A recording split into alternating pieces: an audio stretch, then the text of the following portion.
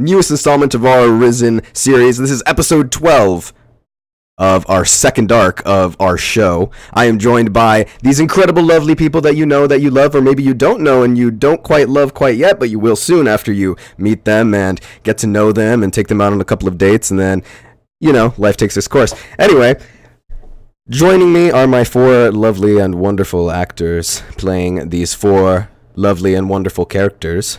Starting off in the way that they came in to the Roll20, just as we always use it. Playing the perky, I guess we'll say, and quirky Piton, none other than a Blue Flan, or Mochi, on our community Discord. Hello. Playing Yizit, going by the name Yizit, but also at Matoid Mortician on Twitter. A very good friend of mine, Alex. Hi, everybody. Up next, playing the inventive, mad scientist style, but loving and caring gnome, Grafford, my best friend in the entire world. The Gentleman Yosh on Twitter, at the Discords, and all the places. Hello. And finally, last but not least, the young prince himself, Delta Diagoras on all sorts of places, Twitter, Discord, all the places, playing Raldir. I thought I was your best friend. And, of course, I am Aries or Doma on multiple places at the Nerdy Aries on Twitter. And if you didn't quite catch all of those Twitter handles, if you're watching this on Twitch, as it is live, you can scroll down into the panels below and see each of the links to our individual Twitters. Go over there, follow them so you get up to date on all of the announcements and everything that happens and goes out. That deals with the multiple things that we have going on that we'll be getting into a little bit later in the announcements. Speaking of which, let's get into those announcements. Firstly, our program that teaches people that are new to the tabletop RPG community, D&D University, as we've so dubbed it, has been growing in its capacity and its learners, and we invite everyone who has been itching to try out this new gaming format that not a lot of people are very well into, or maybe just not too well informed. If you know somebody like that, then you can go ahead and direct them over to our Discord. Once again, if you are watching on Twitch, you can scroll down into the panels to get the Discord link, and if you're watching this on YouTube, you can scroll down into the description and you can get the link from there and send it over to your friends, or hey, click on it yourself and come join the community. If you don't specifically want to be a learner, you just want to be a part of our community of D&D affiliated people, then go ahead and click the link and join us. We're always chatting, we're always talking, and getting the word around, as well as teaching these learner courses as the weeks go by in between our shows. Does anybody have anything that they want to say before I continue? Any personal announcements? I was just going to say it's really good to see so many learners coming in and spreading the hobby. Yeah. Honestly. It's great. Yes, because none of this would be possible without viewers like you. Thank you. Yeah. A bunch of people just felt really old. PDS for the win. Yeah, PDS seriously, for the win. that's, Okay, I think I sped through those announcements. I think we got almost everything out of the way. Just kidding. We have two bigger announcements that I have been kind of keeping to myself and from the rest of my fellow staff members and cast members. We are going to be holding two events that are opportunities for the community to join in and get involved or potentially appear on one of our two shows or play a small part in some way, adding to the world, adding to the entertainment. And this is how they're going to go. One of them is to sort of get you guys more involved on our social medias. If you are a user of Twitter, I guess I will say, then you can go ahead and tweet at us or use the hashtag D&D Universe hashtag with characters, NPCs, or things that you want to see in the game. Maybe it's these items or these random locations just go ahead and tweet it at us, and if you watch a show, we might put some of your stuff in there. So you can be on the lookout for that. And the second event that we're going to be holding, we are going to be doing a very special one-shot with a couple of guests from different places, different shows, different podcasts that we are not going to announce yet. If you want to get a little bit of early information, you can go ahead over to our social medias to get the info as soon as we are ready to give it out, instead of waiting for that week's episode whenever we do announce it. Well, you can join in on that. We will be having one extra slot that will be available to the community, and to get involved with that, the more specifics will be once again on our socials. And if you're already part of the Discord you will be notified. You will be given an equal chance into getting into that one shot. Otherwise, yes, that is all that we had to do for the announcements. A little bit of a longer announcements this time around, though. We did have a lot to say. There's been a lot going on. Don't you guys agree? Yeah. Definitely. 100%. A lot of things have happened in the past few weeks. Alrighty then, without further ado, I believe it is time for Last Time on Arisen D&D. Our heroes, after being ordered by the High Creationist, the leader of the Beholded Reserve, Sorrow Kaldan, to return to the homeland of Raldir, the Azamar, to destroy the blueprints for his thunder cannon, and sailed upon an airship for a number of months, upon where they were met with a rather disastrous natural event. A giant tornado whisked around their airship and forced a crash landing into the jungles of southern Amali. After their vessel had crashed into the tall trees of this very forested area, the signet ring of the royal family that Raldir hails from began to glow with a very vibrant, gentle, greenish color. And after some explanations were going round about the nearby enchanted woods, the party continued their way through these jungles, nullifying the effects of the enchantment placed upon them, and heading towards this hidden valley in the middle of this forest, surrounded on all sides by waterfalls. This small little, almost crater, with a ring of giant trees in the center, seemingly concealing something within. And upon reaching these trees after a good amount of traveling and scaling down the crater walls, the signet ring glowed ever so brighter, and a face began to mold out of the trunk of the tree. The face of some sort of a humanoid figure who spoke loudly and then twisted and contorted to create an entryway into a beautiful kingdom view. Spires of marble, 3 in total, erupting upwards from a central wall within this small ring of trees, this hidden kingdom, marked the castle of the Kingdom of Irongrove. Whereupon the party was immediately apprehended by the local guard, and a rather powerful yet not so tall in stature young woman began to step forward, leading these guards, which was later revealed to be the younger sister of Raldir, the princess of Kingdom Irongrove, commanding these guards to take these foreigners into captivity, in the idea that her brother had been taken into captivity, or rather being used as a hostage to gain access to the city. They were swiftly taken to a temporary holding cell where, upon Grafford and Piton were placed in cells, though Yizit, the large lizard folk, had been a little too much to handle, and in more so fear of harm to the general public was placed in heavy lockdown.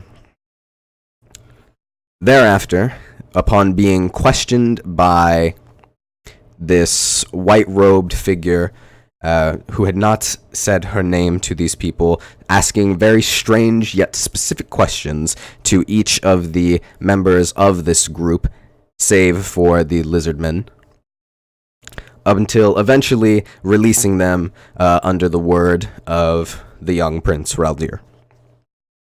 After failing to convince the guard that the lizardman was of no harm, Yizit continued to stay in heavy lockdown, while Grafford and Patan were semi-free to walk the castle grounds under the surveillance of the city guard.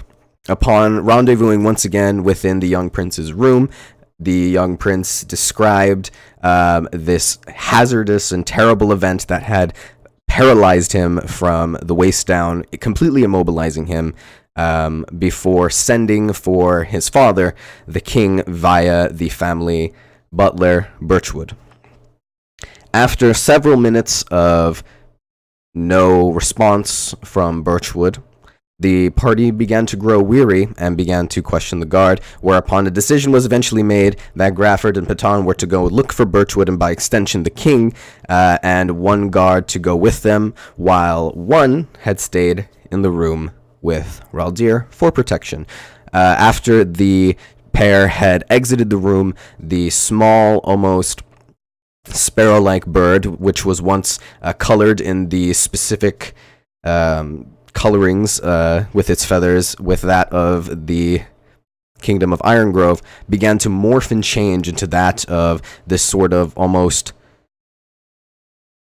crow-like bird with a single red streak going down the center of it, as its form had morphed and changed.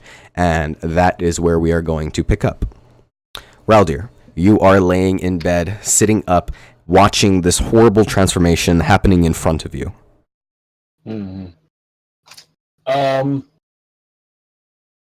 Well, at seeing this, I suppose I'm going to do the only logical thing.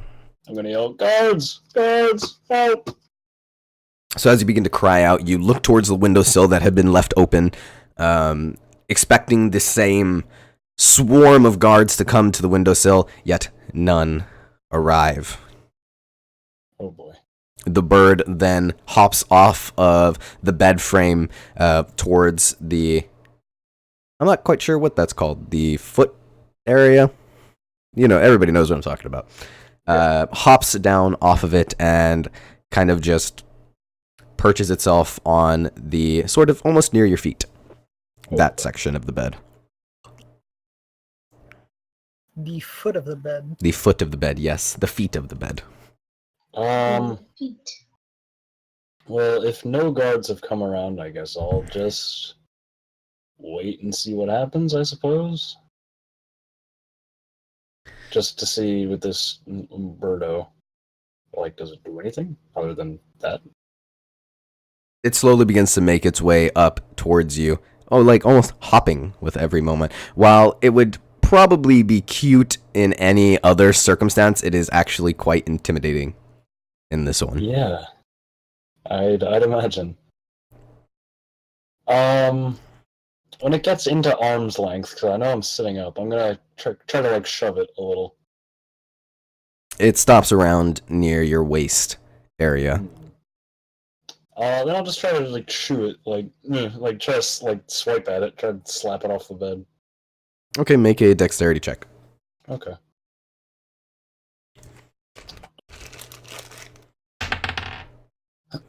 Okay. Oh wait, never mind. A dex check. Dummy. There we go. Ooh. Yeah. 13.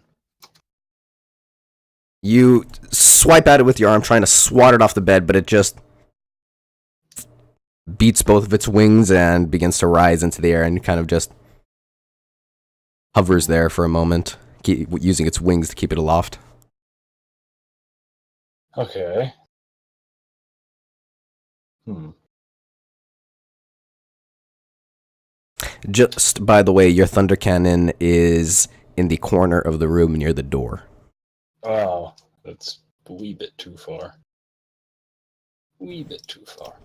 So as you're Ah. swatting at it in the air, trying to knock it down or get it away from you, it kind of moves and hovers over the right side of the bed, and in a flurry, almost like cyclone of darkish feathers with red tipped points at the end of it, begins to grow in size from a small bird almost to a about 6 foot tall column that is swirling on the right side of your bed. And flip a page. Oh boy. What you see before you after the flurry of feathers subsides is a male elven humanoid-like figure. And one thing is most striking about his appearance, rather than the luminous, almost pearl-like skin of most of the wood elves of this area, his skin is instead a dark ashen color, a very dark gray. Oh, it's a dark elf. Cool. And the pupils of this elven figure are a very, very pale red that could almost be mistaken for a darker pink. The figure is wearing almost a very similar gray leather armor with a golden pin displayed prominently on the breastplate of that of a phoenix. Oh. Also, what did you say was pink? I didn't quite catch that. His eyes. Oh, okay. You got pink eye. I'm going to look to him because I haven't been harmed by him per se yet. And I'm going to say... As soon as you begin to open your mouth, the figure raises an arm up and snaps his fingers, and this sort of wave of energy, almost as if the air around his hand begins to pulse. And as you begin to speak, no sound begins to come out. Oh. You recognize the spell, but go ahead and make an Arcana check. Okay. So as this spell effect takes place, you realize that it is somewhat of an area spell, but upon realizing that no sound is happening, you recognize it as the silence spell. Nice. Also, for everyone who's watching, that was a 10. So, you are silenced. The Okay. figure is giving you a very menacing and intimidating glare.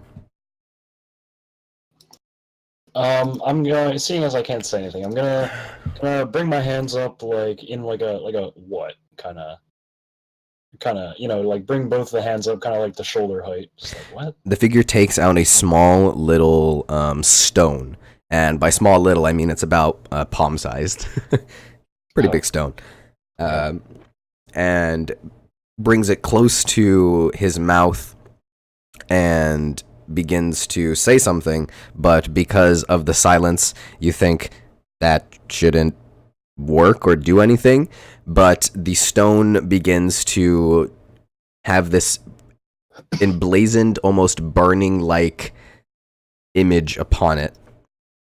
And as you kind of look over into what he's doing, it seems almost as if the core of this rock is made of a molten, almost magma-like material that is swirling and kind of dripping slowly. Oh, jeez. And after he completes what he's doing, he puts an arm up, and I need you to make a wisdom saving throw. Oh, jeez. Okay. That was a 21. So close, So- man. Oh. So close. Dang. So You begin to watch as the world around you begins to get smaller and smaller. And, well, not smaller, bigger. Sorry, I got that backwards. Everything around you begins to get bigger and bigger and bigger. I'm being shrunk. And as everything gets bigger around you, you begin to kind of look around, and your arms begin to change and morph from that of your Azamar figure to that of a very small rodent. Oh no, I've been turned into a mouse. And after a quick similar snap in the air and flurry, a column of feathers, the figure turns into a large phoenixy, like black phoenix that is smoking with ash, sort of billowing off of its feathers. Also, I have a question. I have an answer. So, seeing as I was a bit paralyzed before, can I move now that I am this rodent? I will say that 2 of your rodent appendages are paralyzed. Oh. Okay. But I need you to make a dexterity save. Okay. Because the phoenix lunges at you claws first. That is a 18. Okay. Natural Also, 20. Also, what was the agreed upon amount of health that I had? Because I'm keeping Well, myself your at health is one changed right now. Your health is changed because of the spell. Okay, because my health was at 1 before. Okay. So the phoenix takes you into its claws and begins to fly out the window. Oh. And as you're being carried, you look down upon the courtyard of the castle, and you see the crushed remains of about 15 or so guards, a full squadron. And for a moment, you realize that those were the same guards that had just rushed to your windowsill not too long ago. Ooh. Make a general medicine check. Okay. A general specific check, an oxymoron. Yeah, make a medicine check. That is a 18. They fell to their deaths. Oh no, they got dropped. Alright, so we are going to pause on you, and we are not going to go over to the pair in the castle. Instead, we are going to go to Yizit. Yizit, you have been detained in a heavy lockdown environment. They have chained you to the walls with several chains in a full iron, almost rib cage that has been positioned around your body with several keyholes placed in the back. Your arms stretched out as far as they can go, shackled by shackles, chained all the way across in the center of this large metallic room. You're currently on your knees, legs spread to the side. Even your tail has been shackled to the ground. And you have been sitting there for several hours in complete silence, hearing nothing. Is it warm? It is very cold. Oh, I don't like that. Is my head free? You are almost completely immobilized in this full body, almost like metal straitjacket, save for the arms being pulled taut. Well, no, I mean, can I turn my head and look around? Oh, yeah. Where is the door? It is directly in front of you. Okay. There is a distance, but it is within line of sight in front of you. Gotcha. So no sound, no movement, no anything. For the past few hours, though you do hear something, and it sounds like several locks unlocking. When you had been placed inside of this room, there were about 20 locks that had been placed on this metallic door to this room, and one by one you begin to hear them being unlocked. And as the door begins to open up and slam against the wall, you see two figures, a guard and a very slender elven woman. Though one thing about her appearance strikes you as strange. The fact that she has ash gray skin compared to the normally light complexion of the elves, with very pale red eyes. Yeah, they all look the same to me anyway. So, Just like to gape the jaws a little bit and turn the head slightly where I can keep them in vision. the figure speaks out. The second figure standing next to this woman is one of the guards with a full ring of keys. You have served your purpose. Now leave.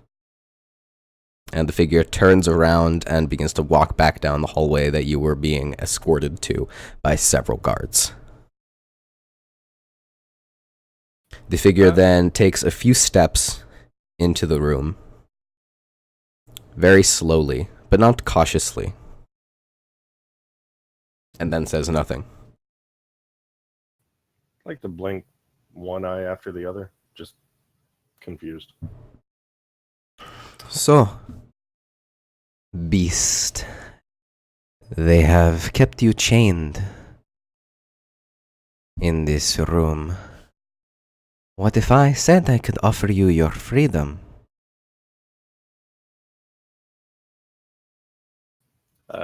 Jaw's going to gape a little wider and then close. And Yizit's going to turn his head as far to the side as possible where you can see her and say, have meat?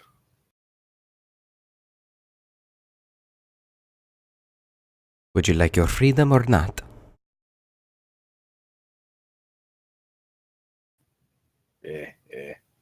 Yes.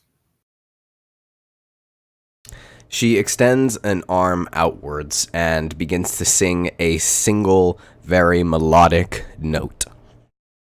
And you begin to hear several very loud and, in the terms of the mechanics being moved around in your body, you hear very large components being shifted or moved with very loud knocking sounds.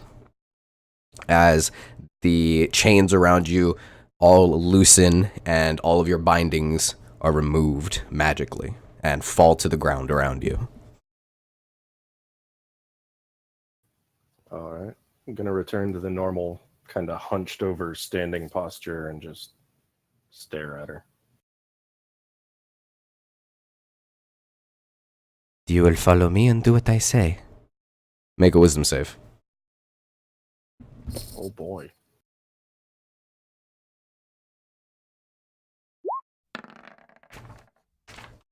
$11.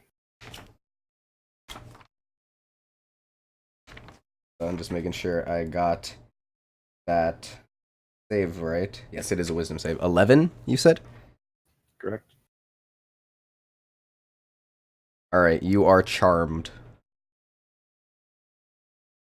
Awesome.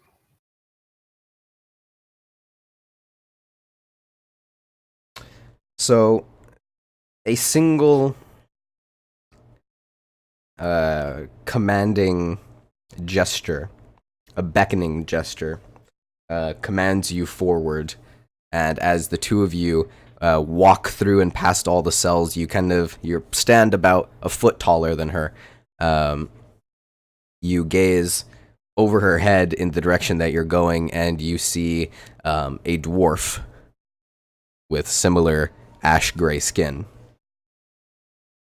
kind of rummaging through a back room. As you make your way to the forefront of this area, you see two other guards similar to the one that had unlocked the door, either sort of stood up and leaned to the side, almost unconscious in a way. and the dwarf kind of gazes over at the elf, and they exchange a glance before the dwarf begins to throw all of your things towards you. I'd like to go ahead and re-equip them, or however you'd like to put it. But I would definitely like to rifle the guards for money, loose equipment, loose fingers, whatever happens to be there. I will say that you can add 7 Iron Grove coins. Make sure that you specify what type of currency they are. It is the only kind of metallic thing that you can find among them. But before long, after you have received all of your equipment, the elf begins to order you out of the door. No choice but to follow. So as you kind of gaze up and around, you see a large gray bird carrying a small rodent flying over the castle walls, and lots of screaming and panic as the bird takes a dive in the direction towards you, and as he is diving, the bird begins to turn into a cloud of ash, and then once the ash makes contact with the ground, a figure dressed in completely black leathers, holding a small little white mouse with blue eyes in its hand, kind of looks over at the three of you. Does the mouse look tasty? It looks very tasty. I won't try to snatch it. Make a dex check. All right. I'm just rolling so good. Make a dex check. Check not save. You could throw it as a dex save, that works. Might I ask how I'm restrained? Am I like grabbed by the tail, or like can I move somehow? You can wiggle and writhe around, but otherwise you're completely immobilized. Can I try to dodge? Like just roll, and try to roll out of his grasp. Well, also an 11. An 11? No, the figure is much too quick.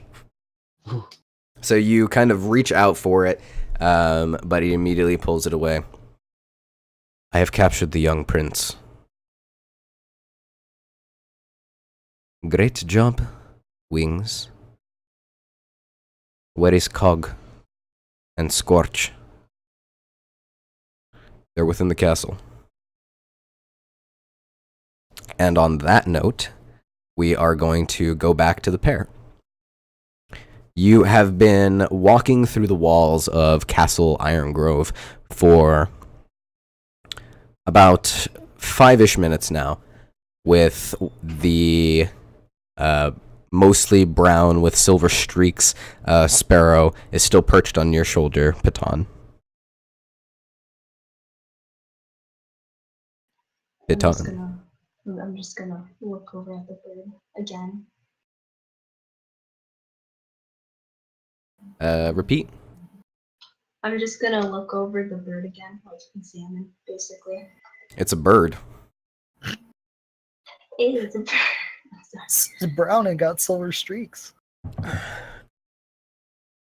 So, both of you guys were just recently, at least in D&D time, walking around the castle, but you were being escorted by Birchwood. So you do not know your way around. What are you doing? Probably looking for, we're looking for the king, I'm pretty sure, and either that or Birchwood. So you guys are just going Let's to see. aimlessly wander the halls? Hold on. Oh, Eh. Excuse me.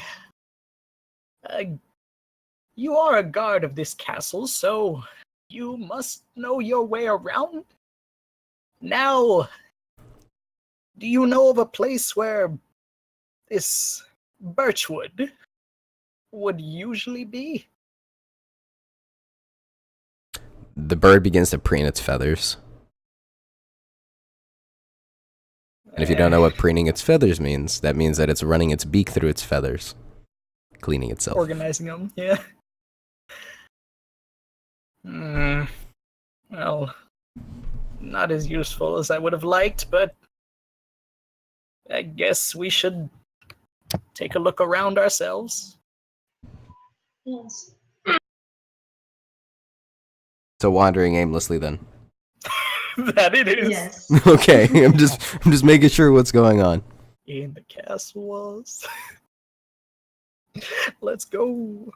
So yeah, this is a very, very, very large castle. And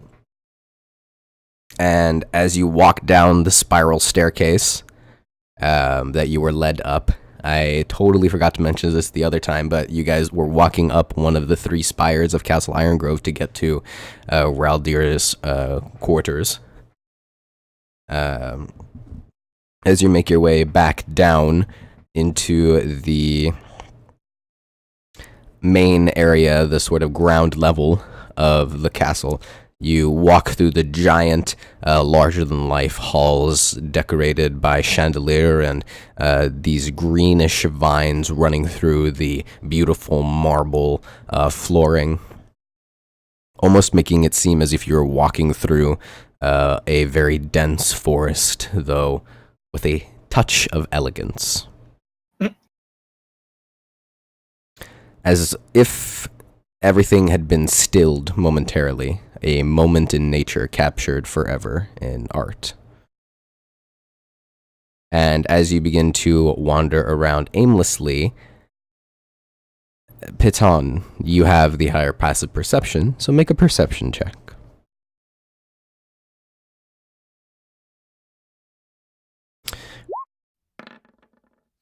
18.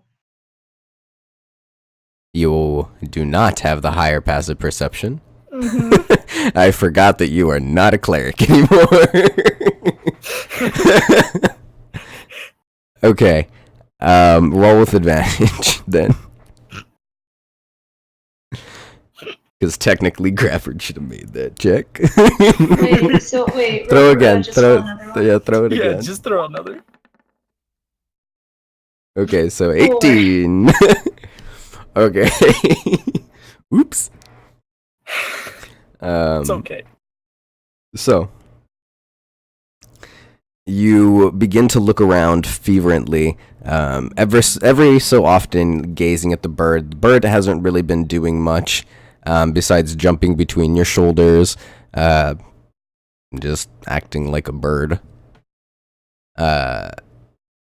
And as you're looking around, you see what seems to be almost a flash of a dark cloak. Almost like a very large cape type material, kind of flitter around a corner. Did you see that? Yes, I kind of thought I was crazy for a second, but if you saw it too, let's go. I'm gonna run to see if I can see what was there, or what it was, or whatever it is. Mad dash.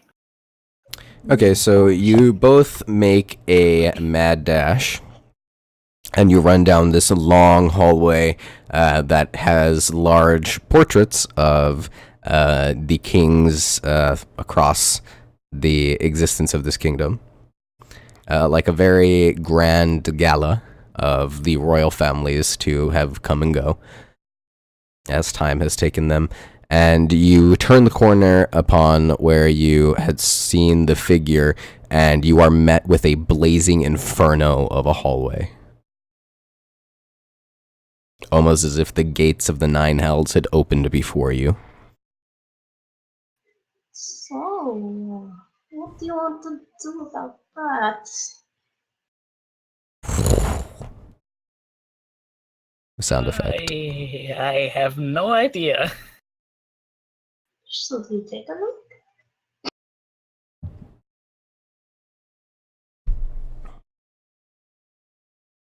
With this kind of heat, I don't think we'll get anywhere. Then maybe I should just peek in. Just for a moment. I wouldn't recommend it, but you can if you want to. I'm gonna peek in and see what's around. It is a wall of fire in front of you.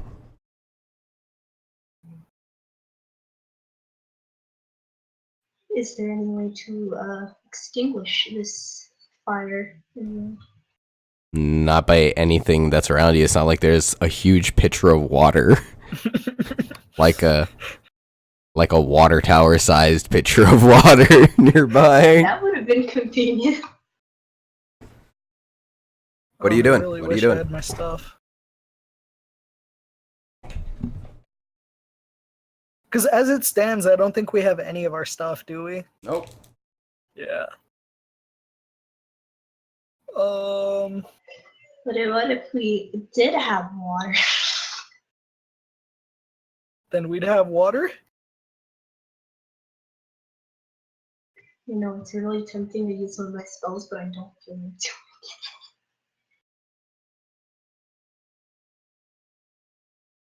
So as you two stand there staring at the wall of fire, not doing anything, you hear what sounds like the shrieking, shrill scream of a young girl coming from the other side of the wall of fire. I have a feeling this is a minor illusion.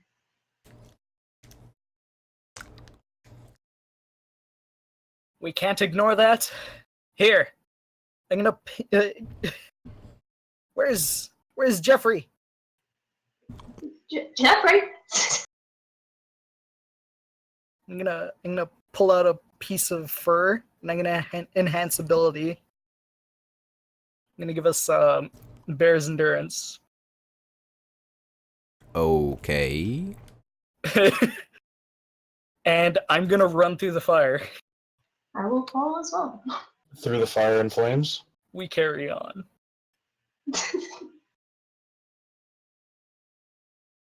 Let me go ahead and roll the 2d6. Just in case this is actual fire and we're running headfirst into it. We get an extra 8 HP. Temporary hit points.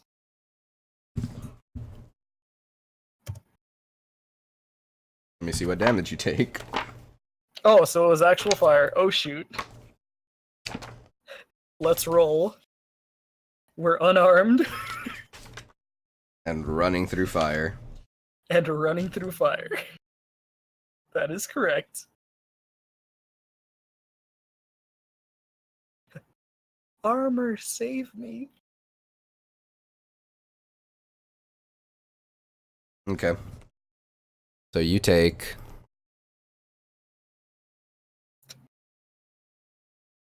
5d8 fire damage. 624 fire damage. Ouch. Both of you take 23 points fire damage. Oh, there go our temporary hit points.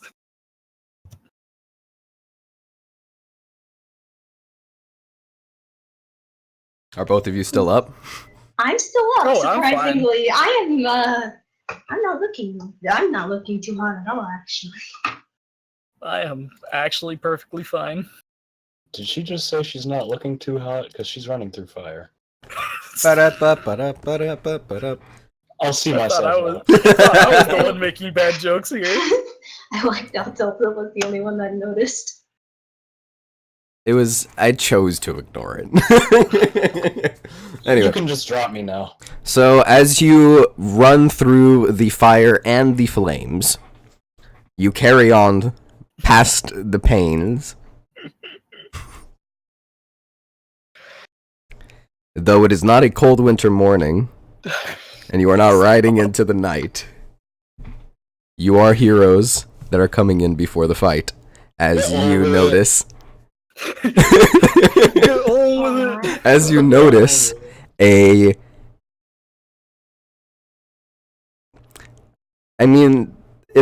another ash gray skinned. Actually, no, this one's a human. Bird? Bird? No, this one is actually a male human gray skinned figure that is dressed in these black robes that are kind of lined with an orangish color that seems to almost be flickering. And as the figure turns around, the eyes are pupilless, and instead all you see are two balls of fire in the sockets. Holy. And as the head turns around, because obviously you're not going silently through a wall of fire that deals 5d8 fire damage, the figure turns its head around and is holding the young princess by one arm around the throat, another hand with a ball of swirling flame in front of the palm, being almost pressed up against the face of the little girl. Is she conscious? She is screaming. Okay. Got it. Ah! Screaming. Eldritch speak, I see. That's an inside joke that nobody will understand. How far away is this male? He is about 25 feet off. Oh god. Help! Help! Please! And as she's kind of crying out, the figure looks down and says something so quietly that you cannot hear it over the roaring flames behind you. And she immediately stops talking and her eyes go wide. And two single tears from either eye begin to slowly roll down the sides of her face in stunned silence. I'm gonna run at him and try and grapple him. Just leap and grapple. He turns the hand towards you, and both of you need to... Actually, nah, he's just gonna attack you. Oop, that's turn order. Oh, what's this I see? What's this thing that we never use? Never heard of a such thing. 14. Doesn't Nope. hit. 15. Sorry. Doesn't hit. Okay, so a swirling ball of flame flies over your shoulder, and we'll just say that the initiative is him, you, Baton. Oh god. Since that was the My order that attacks. everybody acted in. My attacks are gonna deal negative damage. They're gonna heal him. I'm gonna punch him so soft he gets healed. Angie, I'm sorry. I have no strength whatsoever, but I'm gonna try and grapple him.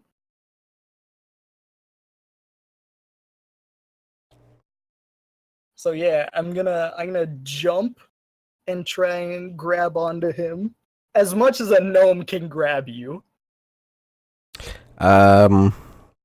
So as you approach very, very closely, I would say about 10 feet, you put 10 feet between.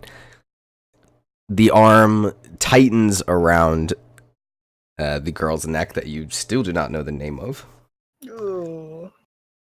And the hand immediately, as if reloaded with another ball of flame, begins to press very closely to the side of her face. Yeah, I'm gonna Don't stop there. come any closer.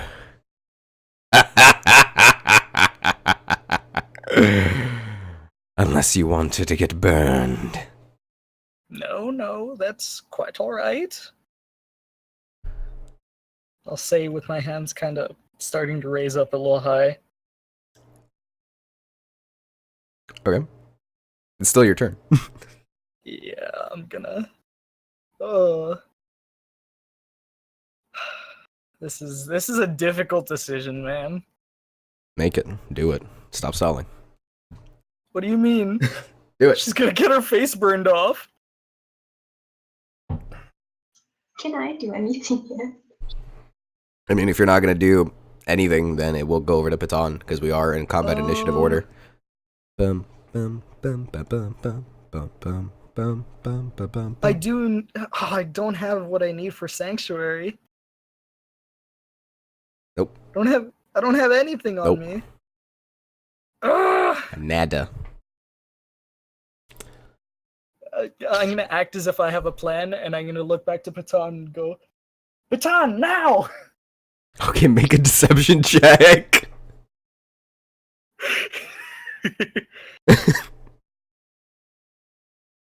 Where's deception? There it is.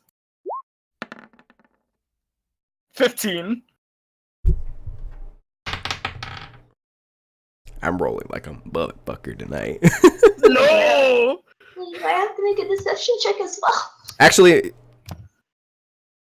nah, well, I was going to say maybe throw with advantage, but no, she doesn't know what's going there's on. no need. Okay, it's your turn, Patan. Uh, What are you doing? What are Okay. you doing? What are you doing? so I kind of want to see if I can distract the guy. So I'm gonna throw a minor illusion somewhere nearby. Is there like any like? There's a hallway that goes Hallway? off to the left from your current, where you're standing. Can I make some sort of sound that will distract him for any moment? So that Grafford can maybe attack. Okay, what are you going to conjure?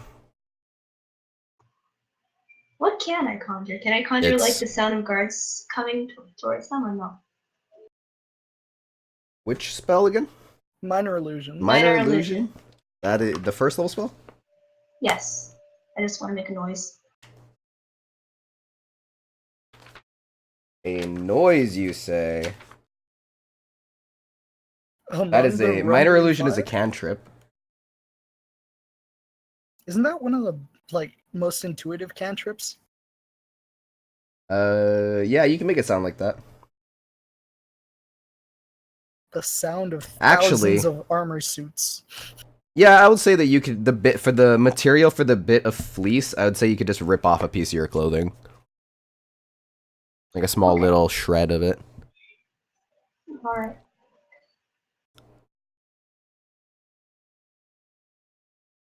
So you conjure the illusion and you make guards sound like they're coming, and his head turns away towards the direction of the hallway, and the ball of flame goes out, and tendrils of red magic begin to dance off of his fingertips towards the young princess. You have one thing that you can do, Grafford. One thing that I can do. Yes. Can I latch myself onto him now? Can I jump onto his face and latch on there? He's 6'1". I can do it. Trust me. That's the spirit. You may be a gnome, but you're aiming for the stars. I'm aiming for the 6'1" star. Anyway, Yeah. make a grapple check. Wait. How do? Just make an athletics check. It's athletics? Yes, Okay, athletics check. Got it. Natural 20. Not a natural 20. So we'll say for the purposes of it being a natural 20 that you achieve the impossible. You leap from a standing position 10 feet forward, 6 feet off the ground, and latch onto his face. What else are you doing? Now I snap his neck. Oh my god.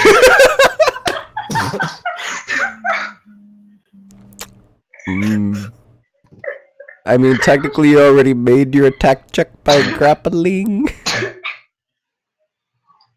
So Try to just. we're just gonna say that. Dang it. I'm impairing him at the most. Go ahead, Patan, take your turn. Can I run, grab the girl, and run back? Or run down the hall? I made the noise.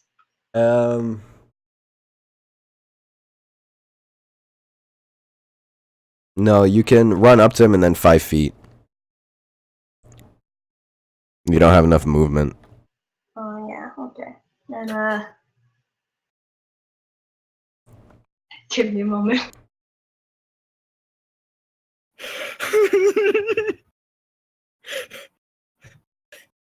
I have blinded him with my beard. Make your move. Your move.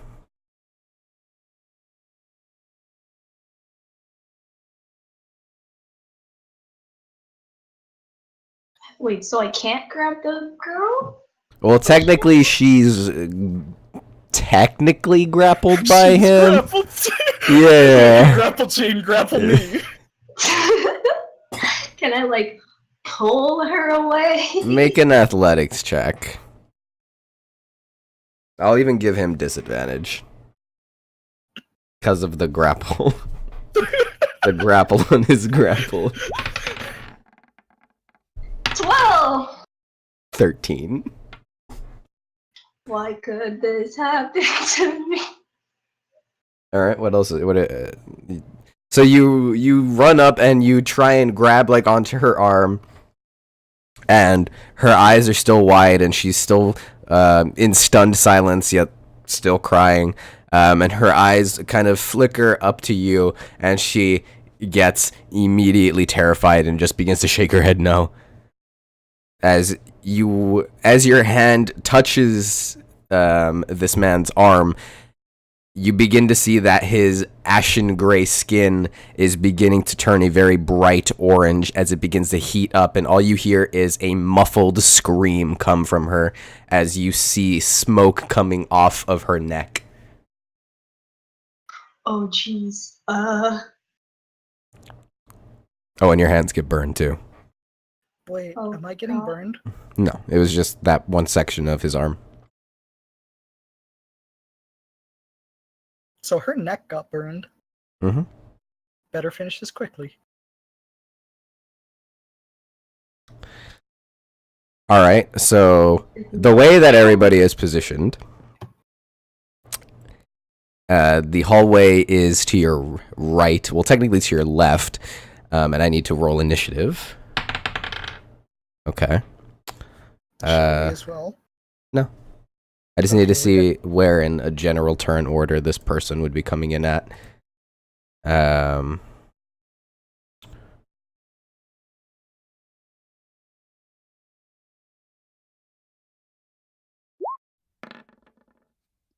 That is a 23 against AC, Patan. He beats me in either way. Does it hit? It does. Of 'cause course I it have hits. I don't think it does. Okay. Raldir. It is Where's Raldir? 4d6 for Thunder Cannon, right? Yeah, wait, hold on. Let me just check, because I have it.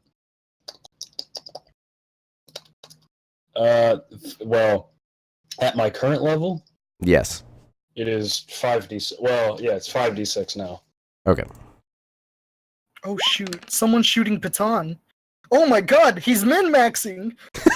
6165. Oh god, no, he's min-maxing. Okay. So So, if it matters, it's also +4. well, that's because of Please, your no. stats, right? That's No. because of my stats, yeah, so that's just 19, yeah. Well, this person also gets stats that Mm, also happen to be nah. +4. He doesn't have stats. Oh, He's Well, a blob. Well, yes, yes, she does.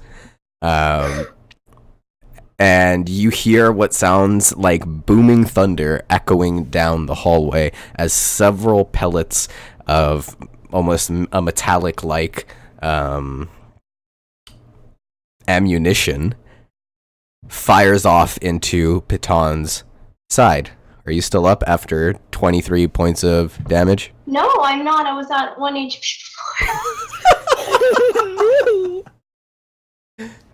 Oh no, Harry. And you kind of turn your head in the direction as you are losing consciousness, and you see a very young, slender, ashen gray-skinned elven woman that I guess you could almost call not quite a woman, more like a adolescent girl. More like a handsome man. I don't want to die, please. And your body crumples to the ground, and you, Grefford, see what looks like a very poorly imitated version of Raldir's Thunder Cannon. But functional and working. And whoever this person is had deadly accuracy. And she is standing across the way, about 100 or so feet down this hallway. 100 or so feet? Yes, at the other end of the hallway. Well, if I don't do this, then the princess, or whoever this is, will get captured. Oh. I'm gonna try and snap this guy's neck. It's not your turn, though. I'm gonna try, though. I'm telling you what I'm going to do. Okay, well, it's so his... you shouldn't be surprised. It's his turn. He is going to begin to heat his head, similar to the way that he heated his arm. Mm-hmm. Are you still not going to let go? It depends how much damage it's going to be. Well, it depends on if you're staying there and letting go. Okay. Burn, baby. Oh, really? 5 points fire damage. Oh, okay.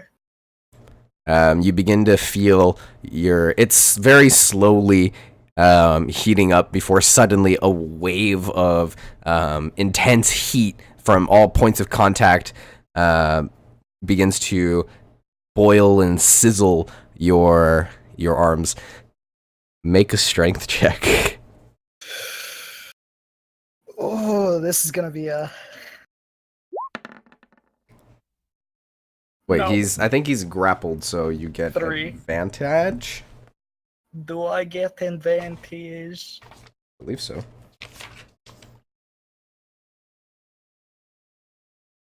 Do I get bird?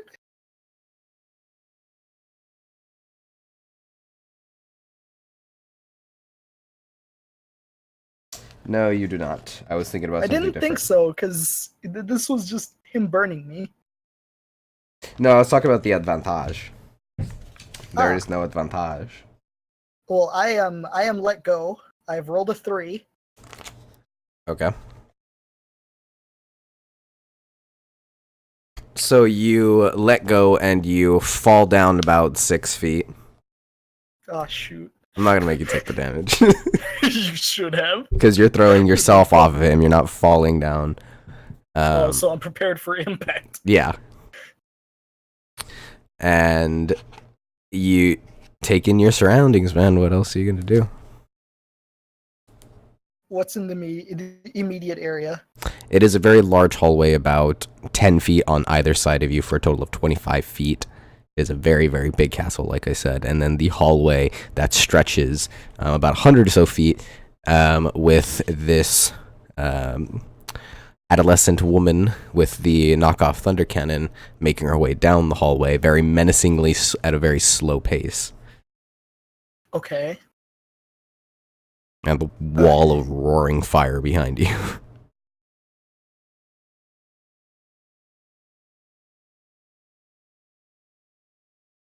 Okay. Is there anything I can use as an impromptu weapon? Jeffrey. Is there no, like, Vosses? It's about... Vases? Well, there... How however you want to pronounce it. Not really. Not in Nothing? this section of the castle, no. You're in the East Ah, Wing, jeez. so... Yeah, the only thing of interest in the East Wing is the Hall of Remembrance. That's it. Oh, jeez. Yeah, I can't do much here. So what will you do?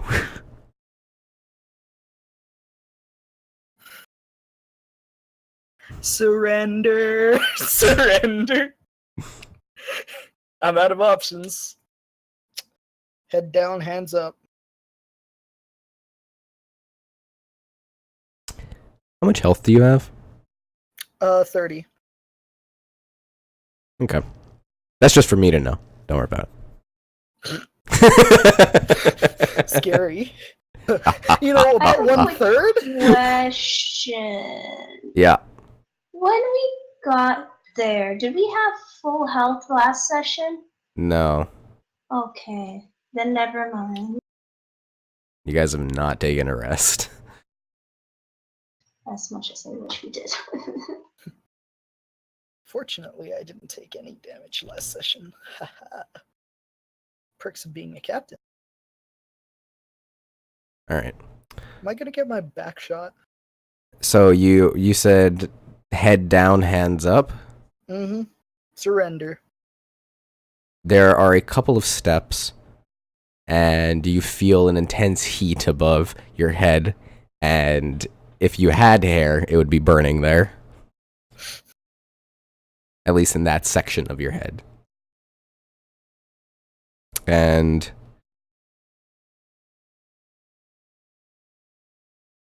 so you're not going to like actively try and dodge this, right? Well, no, but it's gonna hurt. It is going to hurt. I shall feign death. It's funny that you I said had a that because heart attack. I was flipping through the book trying to find the damage for this spell, and I saw Feign Death. Feign death. I'll act Okay. like I had a heart attack and die.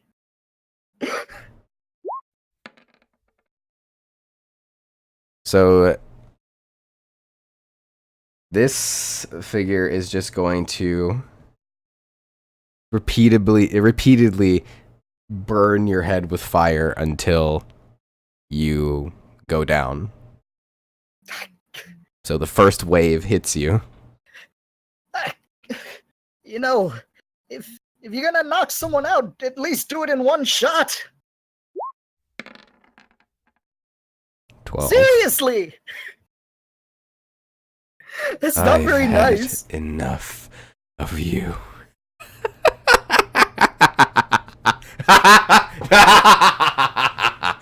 Fireball. Yo! Is he really? Well, that's what he says. Oh. Thought he was gonna fireball spell me. There we Might as go. well. Finally.